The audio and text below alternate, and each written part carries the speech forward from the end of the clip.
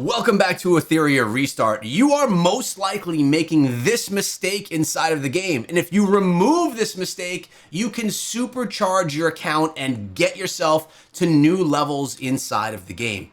I want to thank Etheria Restart for sponsoring today's video. And if you haven't played or even pre-registered for the game, I urge you to do that right now. You could utilize this QR code or my link in the description. But I have Herbie's with me today, and we're going to be going over just exactly how to fix the mistake that's probably stunting your growth inside of the game. How you doing, Hermes? I'm doing good, man. I'm excited. This is something that I have been using for the last couple days, and oh my gosh, it just made such a difference on my account. I love that. I mean, we're early stages of the game. We're always looking for the best strategies so we could progress the most in the most efficient ways, and fixing mistakes is an easy way to do that. So why don't you dive us into the mistake that you were making, how you fixed it, and how it changed your account? So the big thing is, I've emphasized this before, but it's really going into this hyperlink charger and getting as far as you can in it. And what was really stopping me was that I wasn't able to progress in the content that I was needed or required to get through between, especially the Commission Chronicles and the Animus Fate, whereas the Leanne trials and quests. So really what I came in and I fixed is not only looking at my gear, but more importantly, looking at your shells. So the shells is something that I have never, it's not a mechanic I haven't played with before in games. And so I didn't understand these. And so it took me so long to actually figure out what these were important for and how valuable they actually were. Yeah, I mean, essentially the shells are like a little sidekick that fights alongside of you, and I like that they're all so customized. We'll show you a few of them in just a moment, but they're so customized that you could use all different shells with different abilities that are going to basically be an additional fighter on the field, on the battlefield with you. So I absolutely love the whole shell mechanic inside of the game. All right, you can keep going. Yeah. So I think there's a lot of different, honestly, complications with shells that you don't always understand because what you'll see is obviously over here on the right-hand side of the screen, you'll see that they have their ability, right? So like this one right here is has a nice ability where it will actually help by turn meter boosting and giving a speed up onto whatever animus it's on. But in addition to that, they also have passive effects, which can really, again, it's just layers of abilities and power that just really help boost up your animus. If we look in here under, we're going to reconfigure just to start. You have a couple different passive effects that you can get on your shells for each animus. Now the thing is with this is that you can also re-roll those, which is another important thing to get the ones that you want. Yeah, how often do you have to re-roll to get the proper ones? And also, how do you know what the re-rolls are going to get you? Can you give us some guidance there? So there's a couple different levels of the passive effects. So if you look in here, there's three different passive slots, and each one will tell you what it can do. So in this passive slot one, which is the most common one that you're going to get, I think you unlock it once you get a shell up to level 20, which is where you've awakened it up to one level. You can see in here, you can either increase attack, attack percent, HP or HP percent, or get defense or defense percent. So you'll see in this first passive slot, it doesn't really take a whole lot to re-roll because you're not hunting for a crazy amount of passives because there's only a couple that you're really looking for each animus. And so that's on this one. Now, passive slot two is honestly, I've seen so far has been very important. And here's why, is this shadow dash. You have the opportunity and ability to get speed as a passive, and speed is so valuable, especially in the early game like we're in right now.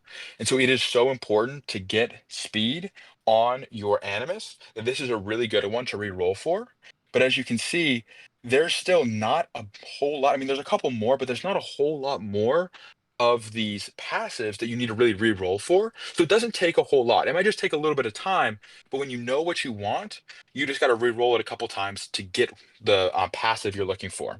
All right, that makes sense. And we're definitely having people that haven't played turn-based strategy games yet watching these videos, considering Etheria Restart as the first one that they play. And a lot of people may be saying, why is speed so important? I want to get my attack up so I could do more damage, or I want to get my defense up so I could take more damage. But really, speed is so important in this genre because what it's going to do is give you that ability to go first in your attacks, and at the end of the day, get more attacks in against your opponents. So speed in this genre as a whole, and here inside of Etheria Restart, is really one of the most important stats that you can get. And it seems that our shells here can help us get there.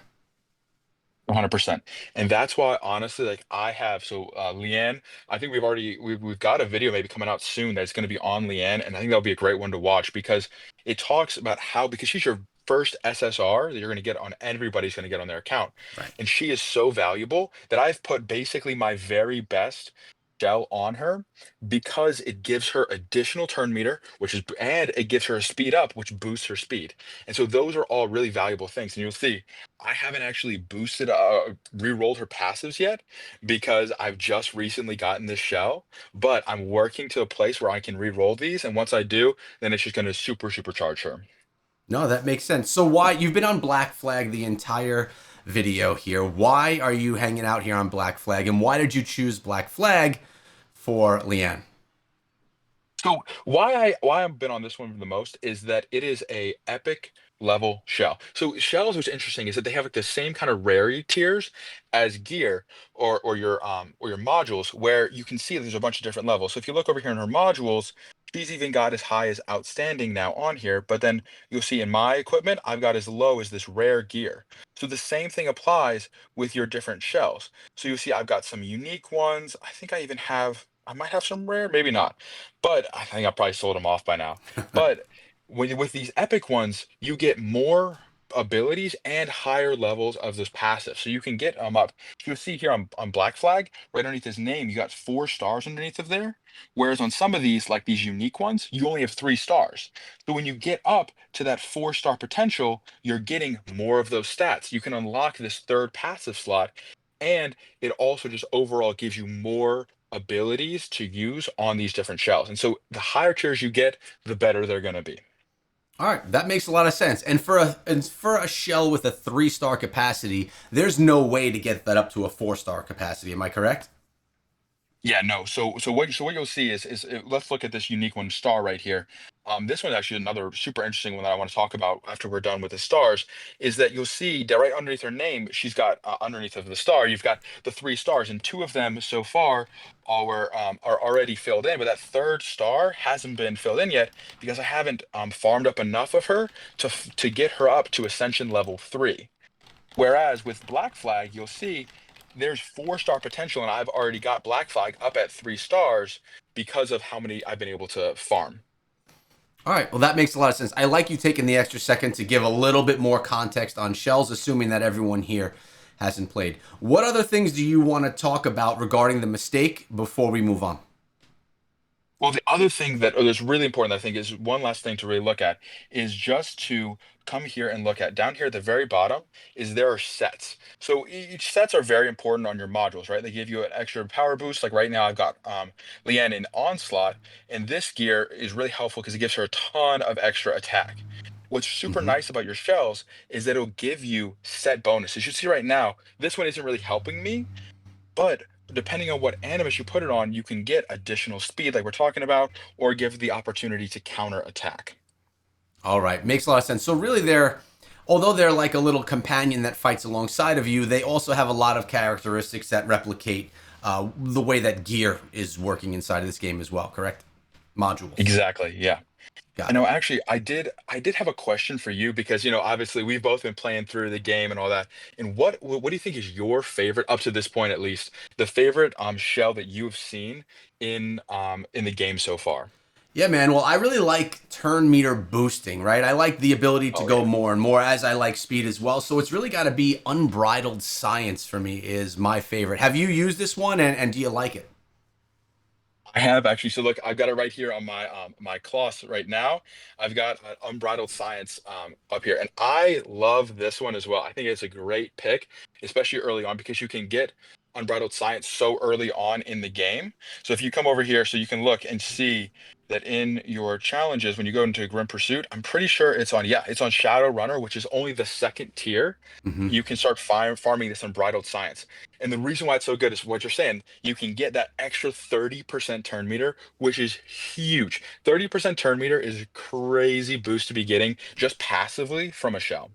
Yeah, I completely agree. And I want to know what everyone that's been watching the video up to this point thinks as well. What is your favorite shell inside of the game? Which ones do you think add the most valuable to your Animus overall? Hermes, I appreciate you coming through with the context. I hope that everyone fixed these mistakes inside of the game so they could further progress their account. And if you have yet to download the game, I got the QR code for you in the link in the description of every single video. Let's dive in, play some Etheria Restart together. And again, I want to thank Etheria Restart for sponsoring today's video.